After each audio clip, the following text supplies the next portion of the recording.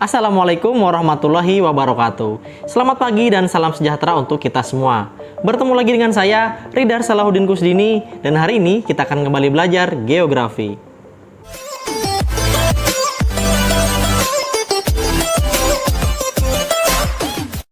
Mari kita mulai belajar kita pada hari ini dengan berdoa. Berdoa sesuai dengan agama dan kepercayaan masing-masing. Dimulai.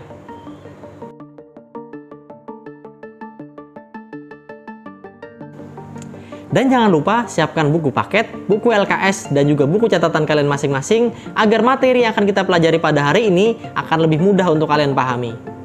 Kali ini kita akan mulai belajar di semester 2 kelas 11. Dan materi yang akan kita pelajari pada hari ini adalah dinamika dan masalah kependudukan. Apa yang kalian ketahui tentang penduduk? Apa saja kriteria seseorang bisa disebut sebagai penduduk? Menurut Badan Pusat Statistik atau BPS, penduduk adalah semua orang yang berdomisili di wilayah geografis Republik Indonesia selama 6 bulan atau lebih, dan mereka yang berdomisili kurang dari 6 bulan tetapi bertujuan untuk menetap. Oleh karena itu, penduduk bisa dibedakan menjadi dua bagian sebagai berikut. Yang pertama, penduduk Indonesia yang umumnya adalah orang asli Indonesia serta berstatus sebagai warga negara Indonesia. Lalu yang kedua, penduduk yang bukan warga negara Indonesia. Pada umumnya berasal dari luar negeri atau warga asing, lalu menjadi penduduk Indonesia dengan mengajukan permohonan untuk tinggal di Indonesia menurut perundang-undangan yang berlaku.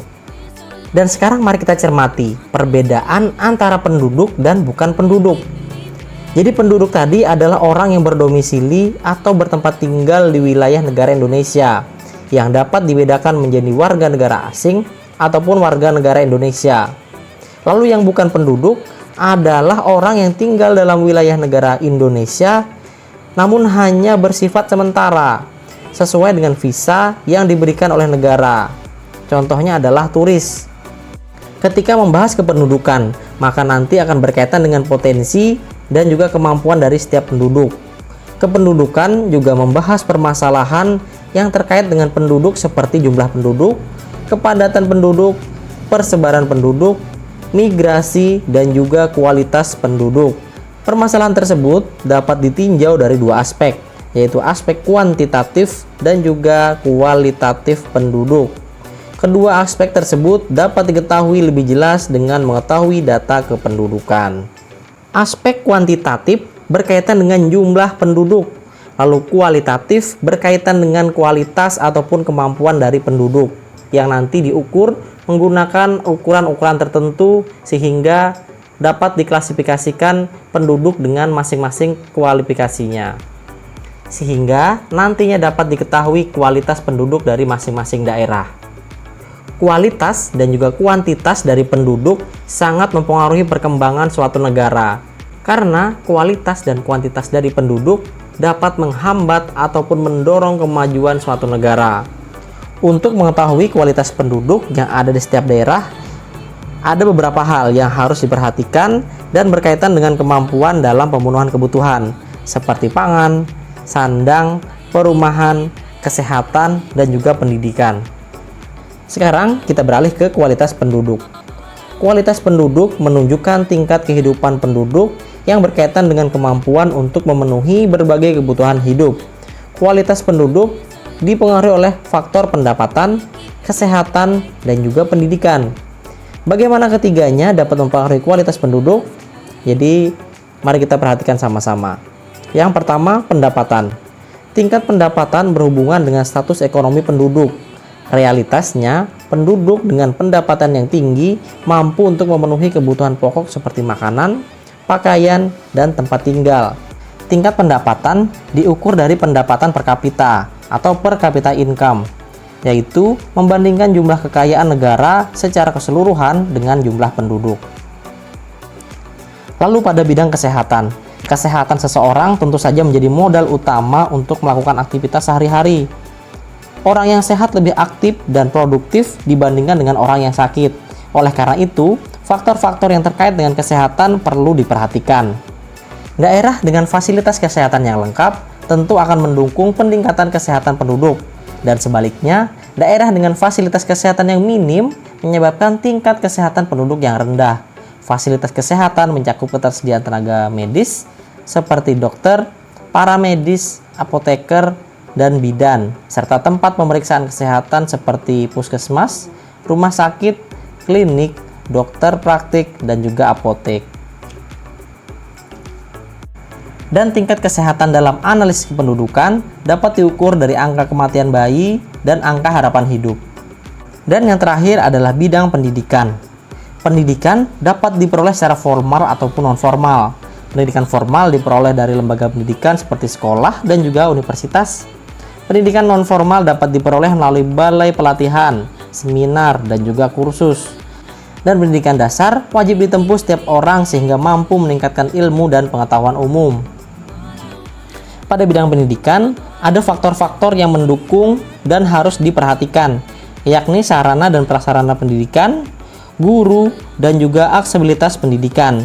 Sarana dan prasarana pendidikan dapat diwujudkan berupa gedung sekolah, buku, dan alat-alat tulis. Lalu ketersediaan dan kualitas guru turut mempengaruhi kualitas pendidikan. Dan aksesibilitas pendidikan berupa tingkat keterjangkauan fasilitas pendidikan dan keterjangkauan biaya. Dengan memperhatikan pendapatan per kapita, tingkat kesehatan, dan juga kualitas pendidikan, maka kita bisa mengetahui kualitas penduduk di wilayah tersebut. Namun tentu saja banyak permasalahan yang nanti akan menurunkan kualitas penduduk. Yang pertama, pendidikan masyarakat yang rendah, lalu tidak banyak mempunyai tenaga ahli. Yang kedua, jumlah penduduk yang terlampau banyak.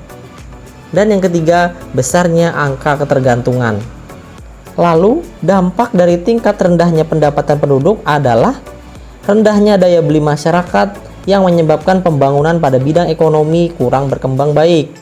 Dan tingkat kesejahteraan masyarakat yang rendah menyebabkan hasil pembangunan hanya banyak dinikmati oleh kelompok masyarakat kelas sosial menengah ke atas. Selanjutnya, masalah pada bidang kesehatan.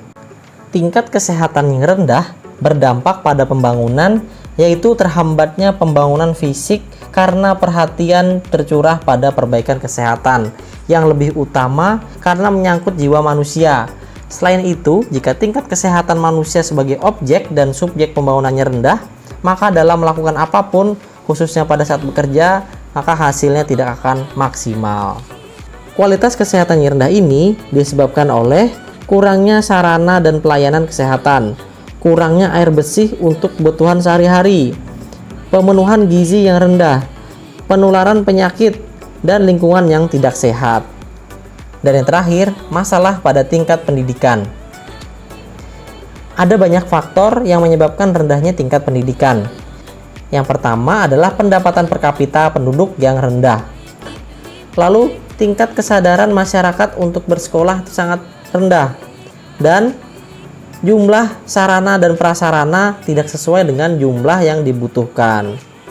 Lalu dampak dari rendahnya tingkat pendidikan adalah rendahnya penguasaan teknologi, sehingga harus mendatangkan tenaga ahli dari negara maju.